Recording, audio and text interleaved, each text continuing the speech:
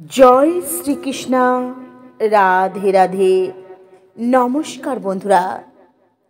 এখনো অনেক চমৎকারী গাছপালা এই ধরা ভূমিতে রয়েছে, যা প্রয়োগ করে মানুষ তার ভাগ্যকে খুব সহজেই বদলাতে পারে।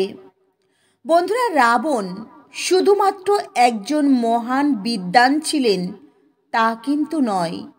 রাবণ ছিলেন ভগবান শিবের পরম ভক্ত। রাবণের 10টি মস্তক থাকার কারণে তাকে দশানন বলা হয়। রাবণ সহিতা বয়ে ধনবান হওয়ার অনেক তন্ত্রমন্ত্র উপায়ের কথা লেখা রয়েছে। আপনি গুপ্ত ধনও খুব সহজেই পেতে পারবেন।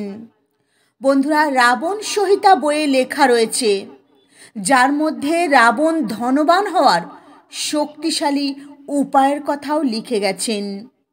রাবণ শুধুমাত্র অসুরদের সম্রাট নয়, তিনি ছিলেন মহান একজন জ্ঞানী। দুনিয়ার এমন কোনো ব্যক্তি নেই রাবণকে হারাতে পারে। বন্ধুরা, এটা মানা হয় সৌরমণ্ডলের সমস্ত গ্রহ রাবণের ইশারায় চলত। রাবণের বিরুদ্ধে কোনো গ্রহ কোনো কাজ করত না। তাহলে আপনারা বুঝতেই পারছেন রাবণ কত বড় জ্ঞানী ও শক্তিশালী। মেঘনাথের জন্মর পর যখন রাবণ তার মাতা মন্দাদরীর গর্ভে ছিলেন, তখন মেঘনাথ রাবণকে অমর বানানোর জন্য সমস্ত নক্ষত্রকে একটি স্থিতিতে এনেছিলেন। ঠিক এই কারণে রাবণের নির্দেশে সমস্ত নক্ষত্র একসঙ্গে কাজ করে। কেবলমাত্র শনি তার নিজের স্থান পরিবর্তন করেছিলেন, যার কারণে রাবণ মেঘনাথকে অমর বানাতে চেয়েছিলেন। আর শনিদেবের কারণে মেঘনাথকে রাবণ অমর বানাতে পারেনি। এই কারণে মেঘনাথ পরাক্রমী যুদ্ধ হওয়ার কারণেও তিনি অল্প আয়ু লাভ করেছিলেন। বন্ধুরা, রাবণের সবচেয়ে বড় ভুল ছিল তিনি মাতা সীতাকে হরণ করেছিলেন। এটা জানার পর যে মাতা সীতার স্বামী রামচন্দ্র স্বয়ং ভগবান শ্রীবিষ্ণুর অবতার। যদি ভগবান শ্রীবিষ্ণুর হাতে তার মৃত্যু হয়, সে নিশ্চিত বৈকুণ্ঠ ধাম লাভ করতে পারবে। এই সমস্ত কিছু জানার পরেও তিনি মাতা সীতাকে হরণ করেছিলেন এই মৃত্যুলোক থেকে মুক্তি পাওয়ার জন্য।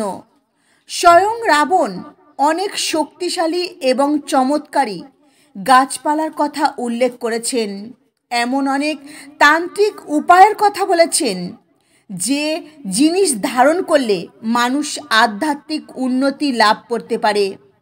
একজন মানুষ ধনবান খুব সহজে হতে পারে, গুণবান হতে পারে। সে নিজের ইশারাতে সকলকে নাচাতে পারে। আপনি যা বলবেন তাই শুনবে। অর্থাৎ স্বয়ং রাবণ সহিতা বইয়ে স্বয়ং রাবণ লিখেছেন। ওই বইয়ের মধ্যে অনেক তান্ত্রিক উপায়ের কথা বলা রয়েছে, যে জিনিস একজন মানুষ ধারণ করলে অপর একজন মানুষের মন মস্তিষ্ক কন্ট্রোল করতে পারে, হঠাৎ করে অপর একজনকে বশীভূত করতে পারে, সাথে সাথে ধনবানও হতে পারে।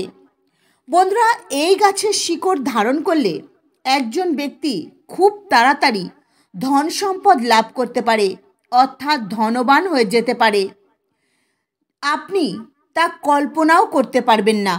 বন্ধুরা, যদি আপনারা প্রত্যেকটা কাজে লাভ না পান, যদি শুধু লস আর লস হয়, আপনি যদি প্রত্যেকটা কাজে লাভ পেতে চান, তাহলে রাবণ সহিতা অনুসারে সাদা দুব্বা ঘাসের এই চমৎকারী উপায় অবশ্যই করতে পারেন। তো বন্ধুরা, সাদা দুব্বা ঘাস নেবেন আর সাদা কপিলা গরুর দুধ নেবেন।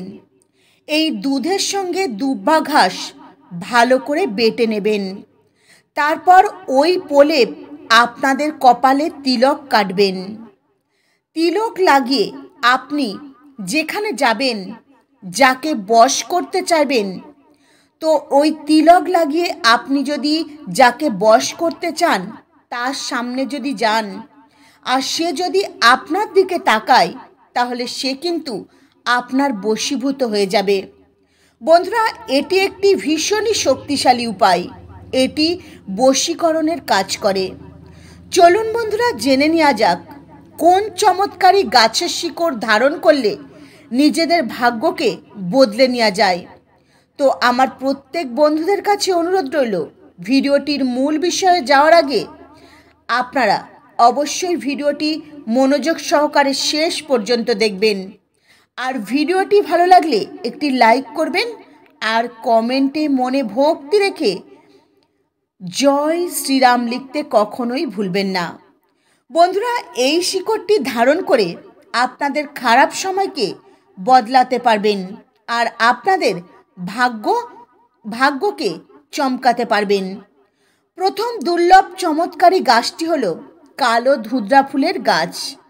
রাবণ একজন বড় তান্ত্রিক ছিলেন। রাবণ সংহিতা বইয়ে স্বয়ং রাবণ বলেছেন, একজন ব্যক্তির জীবনে নানান রকম দুর্ঘটনা আসে, মান সম্মানের হানি হয়, জীবনে কিছুতেই সফলতা আসে না। একজন ব্যক্তি অনেক বড় বড় সমস্যায়ও পড়তে পারে। তো এই সমস্ত সমস্যা কী কারণে দেখা দেয়?